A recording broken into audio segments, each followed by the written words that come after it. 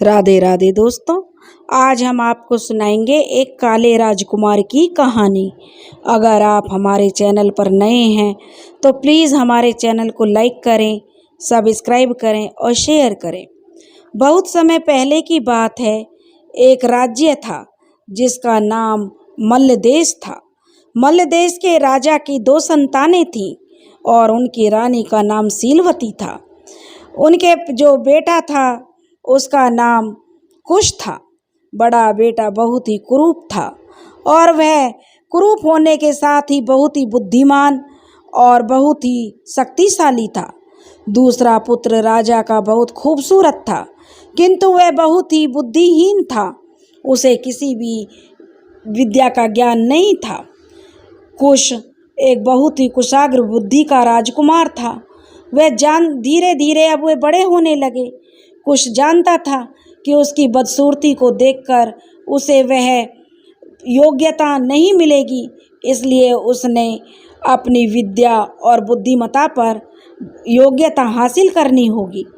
अब वे दोनों राजकुमार धीरे धीरे बड़े होने लगे और वह शादी के योग्य हो गए। एक दिन रानी ने राजा से कहा कि हमारे बच्चे शादी के योग्य हो गए हैं, उनके लिए एक सुंदर सी कन्या देखकर विवाह कर दीजिए। कुश जानता था कि कोई भी कन्या उससे विवाह करना नहीं चाहेगी, क्योंकि कोई भी कन्या अपने लिए आकर्षक पति की उम्मीद रखती है। फिर भी जो रानी सीलवती थी, उनके आग्रह से उसने विवाह करना स्वीकार कर लिया और प्रभावती नाम की एक सुंदर सी कन्या से उसकी माता ने उसका विवाह करवा दिया। जो राजकुमारी थी वह सागल देश की राजकुमारी थी। कुश के असल रूप को छुपाने के लिए उसकी माता सीलवती ने प्रभावती से झूठ कहा था कि उसकी एक पारिवारिक जो परंपरा है, उनकी पारिवारिक परंपरा के अनुसार जो उसकी पत्नी होगी कुश की, वह एक दूसरे को तब तक प्रकाश में नहीं देखेंगे तब तक उनका बच्चा जो गर्भस्थ नहीं हो जाता।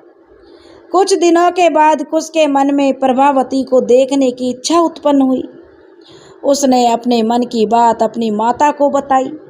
माता ने उसे घोड़ों के घुड़साल में पद्मावती को दिखाने की योजना बनाई, क्योंकि अब वह उसकी पत्नी थी और पद्मावती बहुत ही रूपवान और गुणवान थी और अपनी पत्नी को देखने की उसके मन में लालसा हुई।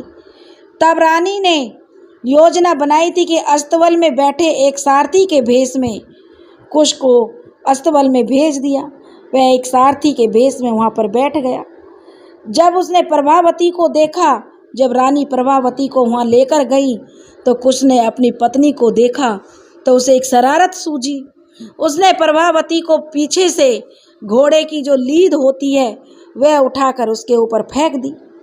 प्रभावती बहुत क्रोध हुई, किंतु सीलवती के कहने पर फिर वह आगे बढ़ गई। इसी प्रकार कुश ने 2-3 बार अपनी माता की सहायता से अपनी पत्नी को देखा और जितना भी वह उसे देखता उतना ही उसे और देखना चाहता। अतः एक बार माता ने प्रभावती को कमल के जलाशय में भेजा, जहाँ कुश छुप कर बैठा हुआ था। जब जलाशय में प्रभावती नहाने लगी तो कुश का धैर्य छूट गया और वह तैरता हुआ पद्मावती के पास पहुंच गया और उसके हाथ पकड़कर उसका भेद खोल डाला कि वही उसका पति है। उस कुरूप और प्रेत की शकल वाले कुश को देखकर प्रभावती वहीं मूर्छित होकर गिर गई। उसे तो यह विश्वास ही नहीं हो रहा था कि ऐसा कुरूप और इतनी डरावनी शकल वाला उसका पति हो सकता है। जब प्रभावती वहाँ पर बेहोश हो गई तो काफ़ी देर बाद उसे होश आया तो वह तत्काल ही महल आई और वहाँ से अपने मायके के लिए चली गई। अब कुश भी उसके पीछे पीछे उसे मनाने गया और सागल देश था उसमें पहुँच गया। सागल देश में कई प्रकार की जो नौकरियाँ थीं वह वहीं रहकर नौकरी करने का उसने निश्चय किया, क्योंकि अभी कुश को किसी भी उसकी ससुराल वालों ने देखा नहीं था। जब वह वहीं पर, क्योंकि अब वह एक साथ राजा के सामने भी नहीं जा सकता था, तो उसने एक योजना बनाई। सागल देश में वही वहाँ पर जो काम करने लगा वह टोकरी बनाने का काम करता तो प्रभावती को जो है महल में टोकरियां जाती थीं और अपना प्रेम संदेश टोकरियों की कलात्मकता जो उनमें उकेरता और प्रभावती के पास भेजता। कभी कुम्हार बनता तो अपने हाथों से वह घड़े बनाता और उनके जरिए संदेश भेजता। फिर कभी प्रभावती उससे घृणा करती रही। प्रभावती पर उसकी कला का कोई प्रभाव नहीं पड़ा, वह तो उससे बहुत नफरत करती थी और उसने प्रभावती के घर में जाकर एक रसोइये का काम संभाल लिया। अब उसे रसोइये का काम करना पड़ा कि किसी भी तरीके से वह अपनी पत्नी प्रभावती का दिल जीतना चाहता था। फिर भी प्रभावती उससे घृणा ही करती रही। एक दिन 8 देशों के राजाओं ने मिलकर सागल देश पर चढ़ाई कर दी। तब कुश ने अपने ससुर के सामने प्रकट होकर सागल देश को बचाने का प्रस्ताव रखा। अपने जमाई राजा को वहाँ उपस्थित देखकर सागल को पहले तो विश्वास ही नहीं हुआ। जो सागल राज थे उनको पहले विश्वास ही नहीं हुआ कि यह इतना कुरूप उनका जमाता हो सकता है, परंतु बाद में जब उन्होंने उसकी बुद्धि और साहस को देखा तो वे बहुत प्रसन्न हुए और आश्चर्यचकित हुए बिना नहीं रहे। तब उन्होंने कुश को अपनी पुत्री के प्रेम में हर प्रकार का संघर्ष करते देखा तो उससे वह बहुत प्रभावित हुए। उसने प्रभावती को फिर अच्छी राजा जो था अपनी बेटी प्रभावती को बुलाया और उसे फटकार लगाते हुए कहा और कुश की प्रशंसा की। प्रभावती ने भी उस संकट की घड़ी में कुश के गुणों को स्वीकार किया और सराहा कि कुश ने उन 8 राजाओं की लड़ाई में कुश ने बड़ी वीरता से उनको पराजित किया था।